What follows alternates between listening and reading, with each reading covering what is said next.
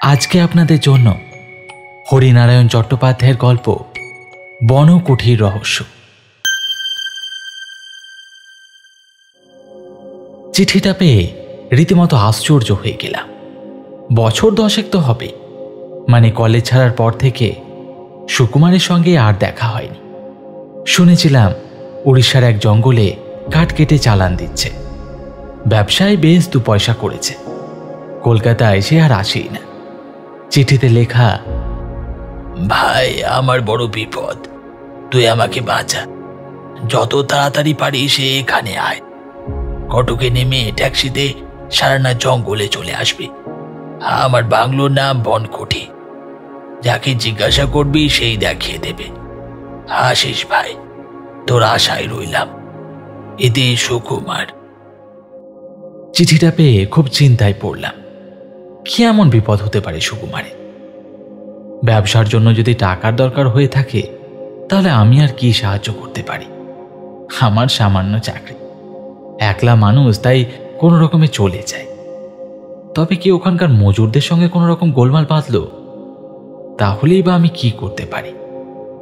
যাই হোক, বিপদ যখন লিখেছে তখন একবার যাওয়া দরকার। অফিস থেকে 10 দিনের ছুটি নিয়ে বের হয়ে পড়লাম।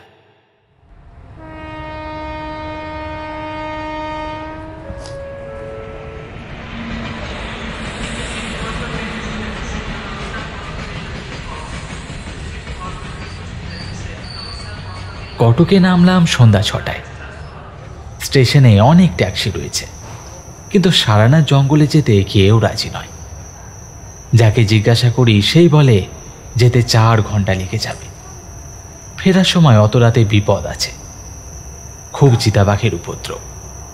2-1 বলল রাতটা ওয়েটিং রুমে কাটিয়ে যেতে। ভেবে দেখলাম সেটাই ঠিক হবে। নতুন জায়গা, বিশেষ করে জঙ্গলে রাতে না যাওয়াই ঠিক। ওয়েটিং রুমে রাতটা কাটিয়ে সকালে ট্যাক্সি ধরলাম। শহর ছাড়িয়ে বেশ কিছুটা যাবার পর জঙ্গলের এলাকা শুরু হলো।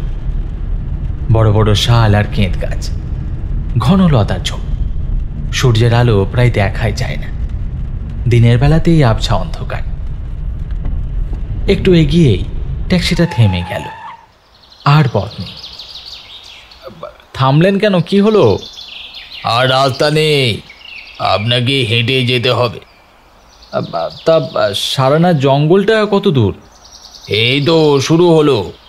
ট্যাক্সি ড্রাইভার আঙুল দিয়ে ফলকের দিকে দেখিয়ে দিল, তাতে লেখা সারানা জঙ্গল। জিজ্ঞাসা করলাম, আচ্ছা বনকুঠি কতটা দূর হবে? তা বলতে পারবো না, আপনি নেমে খোঁজ করুন। অগত্যা ভাড়া মিটিয়ে কাঁধে ঝোলা আর হাতে সুটকেসটা নিয়ে নেমে পড়লাম। শুরু পায়ে চলা পথ ক্রমে সংকীর্ণ হয়ে এলো। ঝিঝির একটানা শব্দ, আর তার সাথে নাম না জানা পাখির কর্কশ ডাক। বাতাসে পাতা কাঁপার শিরশিরানি আওয়াজ। এই অজগর জঙ্গলে সুকুমার থাকে কি করে? অর্থের জন্য মানুষ বুঝে সব কিছুতেই অভ্যস্ত হয়ে যায়। বেশ কিছুটা যাবার পর জনাতেনের কাঠুরিয়ার সঙ্গে দেখা হয়ে গেল। সকলের হাতেই কুড়াল, ঝুড়িগুলো টুবির মতন মাথায় পড়েছে। তাদের প্রশ্ন করলাম, আচ্ছা বনকুঠি কোন দিকে? তারা নিজেদের মধ্যে কি বলা বলি করল। কয়েকবার আমায় আপাদমস্তক দেখল। তারপর একজন বলল, বনকুঠি সোজা ডান দিকে পুকুরের পাশে। চলতে চলতে লক্ষ্য করলাম কাঠুরিয়ারা একটা গাছের নিচে দাঁড়িয়ে আমাকে দেখছে। গভীর জঙ্গলে নতুন লোক দেখে তাদের কৌতূহল হয় স্বাভাবিক। হাঁটতে আরম্ভ করলাম, তাতে ঘামে সমস্ত শরীর ভিজে গেল। শহরের লোক, এতটা হাঁটা অভ্যেস নেই। পা দুটো টন টন করতে লাগল। একটু এগোতেই এক বিরাট পুকুর দেখা গেল। জল দেখা গেল না তার, পদ্ম পাতায় ভর্তি। তার পাশেই একটা বাংলো, একতলা। চারপাশে রং মিলিয়ে বাংলোর রঙও সবুজ। ছোট গেট, গেটের ওপর একটা লতা উঠেছে, তাতে বেগুনি রঙের থোকা থোকা ফুল। চমৎকার বাংলো, পথের কষ্ট যেন নিমেষে মুছে গেল। গেটের কাজ বরাবর গিয়ে নজরে পড়ল একটা কাঠের ওপর সবুজ রং দিয়ে লেখা বনকুঠি। গেট ঠেলে ভেতরে ঢুকে দাঁড়িয়ে পড়তে হলো। দরজায় তালা ঝুলছে, তার মানে সুকুমার নেই, বেরিয়েছে।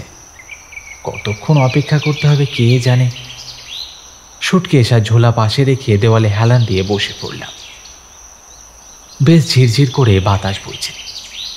ক্লান্ত হয়ে ঘুমিয়ে পড়েছিলাম। যখন ঘুম ভাঙল ঘড়ি দেখে চমকে উঠলাম। 2 ঘন্টা পার হয়ে গেছে। তখনও দরজায় তালা ঝুলছে। বুদ্ধি করে ঝোলার মধ্যে পাউরুটি আর কলা এনেছিলাম। কটক স্টেশন থেকে ফ্লাস্কে গরম চাও ভরে নিয়েছিলাম। আপাতত তা খেয়ে প্রাণ বাঁচালাম।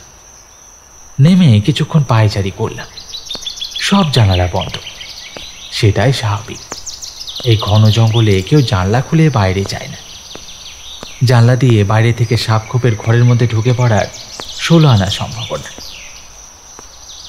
আরও 2 ঘন্টা কাটল। আমার মনে হলো সুকুমার হয়তো কলকাতা চলে গিয়েছে। আমি যে আসবো সেটা তো তার জানবার কথা না।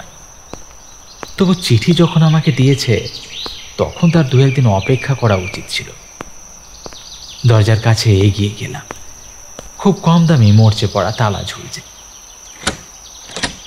জোরে কয়েকবার টান মারতেই তালাটা খুলে গেল। বাড়ির মধ্যে ঢুকলাম। একটা খাট বিছানা পাতা, একপাশে আলমারি, বোধহয় জামা কাপড় রাখার জন্য, একটা গোল টেবিল আর একটা চেয়ার। খিদে তখন চোখে অন্ধকার দেখছি।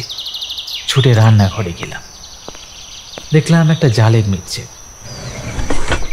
খুলতেই দেখলাম চাল, ডাল, আলু, ডিম সব রয়েছে। নিচে একটা স্টোভ। রান্না করার অভ্যেস আমার আগে থেকেই ছিল। একসঙ্গে চাল ডাল চড়িয়ে দিলাম, তার সাথে 2টো আলুও ছেড়ে দিলাম। খিচুড়ি নেমে এলে 2টো ডিমও ভাজলাম। খাওয়া সেরে নিয়ে সুকুমারের জন্য খিচুড়ি আর ডিম ভাজা আলাদা করে রেখে দিলাম।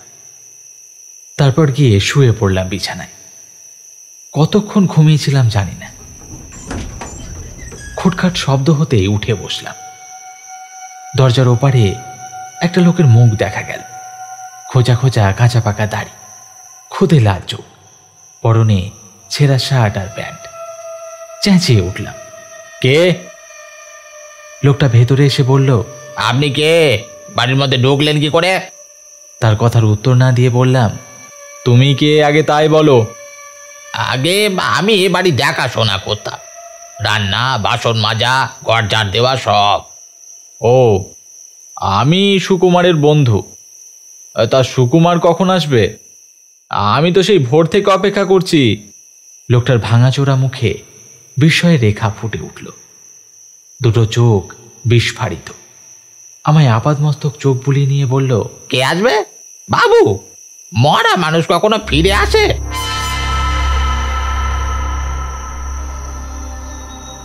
কথাটা কানে যেতেই লাফিয়ে বিছানা থেকে নেমে পড়লাম। কি? কে মরা মানুষ? কি যাতা বলছো? আপনি শোনেননি কিছু? নিজে দোষে বাবু মরণ ডেকে আনলো। মাথার মধ্যে সব গোলমাল হয়ে গেল। সুকুমার নেই। যে বিপদের ভয়ে সে আমাকে চিঠি লিখে আসতে বলেছিল, সেই বিপদে বসে তাকে গ্রাস করল। আমার কি আসতে দেরি হয়েছে? কি লজ্জা!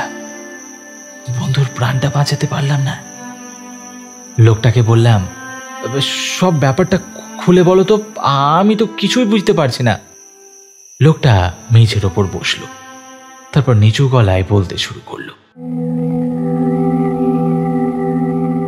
বাবু তো কাঠের কারবার করতেন। জঙ্গলের একপাশে একেবারে শেষের দিকে একটা গাছ আছে, সেটাকে আমরা তোঙ্গা গাছ বলি। সে গাছ কেউ কাটে না, তাতে অপদেবতার বাস। কাঠুরিয়ারা সে গাছ কাটতে রাজি হলো না। সবাই চলে এলো জঙ্গল থেকে, কিন্তু বাবু নাছোড় বান্দা বলল, এই জঙ্গলের সব গাছ আমি ইজারা নিয়েছি, কোনো গাছ আমি ছাড়বো না। বাবু কুড়াল নিয়ে নিজেই ডাল কাটতে শুরু করলেন। গোটা 3 ডাল মাটিতে লুটিয়ে পড়ল। কাটা জায়গা দিয়ে রক্তের মতন হাঁটা ঝরতে লাগলো। আমি জোর করে বাবুকে বাড়ি নিয়ে এসেছিলাম। তারপর কি তারপর? পরের দিন ভোরে এসে দেখি সদর দরজা খোলা, বাবু মেঝের ওপর পড়ে আছে, চোখ দুটো যেন ঠিকরে বের হচ্ছে। বাবুকে একে গলা টিপে মেরে ফেলেছে। বাবুর হাতের মুঠোয় তোঙ্গা গাছের ছোট্ট একটা ডাল। বললাম, তার মানে সুকুমারকে ডাকাতে মেরে ফেলেছে? না বাবু, এখানে চোর ডাকাতি, এত গভীর জঙ্গলে কে আসবে ডাকাতি করতে? ডাকাত হলে বাবুর টাকা করি জামা কাপড় নিয়ে যেত না, কিছু কেউ ছয়নি। তাছাড়া বাবুর আর এক হাতের মুঠোয় একটা কাগজ ছিল, তাতে লেখা, তোঙ্গা বাবার কোপ থেকে আমাকে বাঁচাও, আমার বড় কষ্ট হচ্ছে, তোঙ্গা গাছের শক্ত ডাল আমার গলা চেপে ধরেছে। কাগজটা কোথায়? এই যে বাবু, দিচ্ছি। লোকটা উঠে রান্নাঘরে গিয়ে একটা হাঁড়ির মধ্যে থেকে ডাড়ির একটা ছেঁড়া পাতা নিয়ে এসে আমার হাতে দিল। লোকটা যা বলেছিল সেই সবই কাগজে লেখা রয়েছে, সুকুমারেরই হাতের লেখা। জিজ্ঞাসা করলাম, তুমি বাংলা পড়তে পারো? না বাবু, বলতে পারি, শুধু পড়তে পারি না। তবে এই হাতের লেখা পড়লে কি করে? আমি পড়িনি বাবু, পুলিশের লোক এসেছিল খবর পেয়ে, তাদের মধ্যে একজন বাঙালি ছিল, সেই পড়ে শুনিয়েছিল। তা কতদিন আগে এটা হয়েছে? লোকটা হিসেব করে বলল, তা 15 দিন তো হবে। মিথ্যে কথা! ধমক দিয়ে উঠলাম, মিথ্যে কথা! দিন 5 আগে সুকুমার আমায় চিঠি দিয়েছিল, এই দেখো সেই চিঠি। পকেট থেকে পোস্টকার্ডটা লোকটার দিকে এগিয়ে দিতে গিয়েই চমকে উঠলাম। পোস্টকার্ডে একটা আঁচড়ও নেই, কেবল লাল লাল ছোপ। সুকুমারের গলায় যে ধরনের লাল দাগের কথা বলেছিল, অনেকটা বুঝি সেই ধরনের।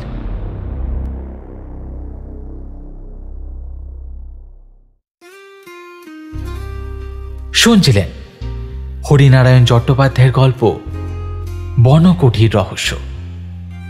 আজকের গল্পটি আপনাদের ভালো লাগলে অবশ্যই একটি লাইক করবেন এবং আমার গল্প পাঠ আপনার কেমন লাগছে অবশ্যই কমেন্ট করে জানাবেন। দেখা হবে পরের গল্পে। ধন্যবাদ।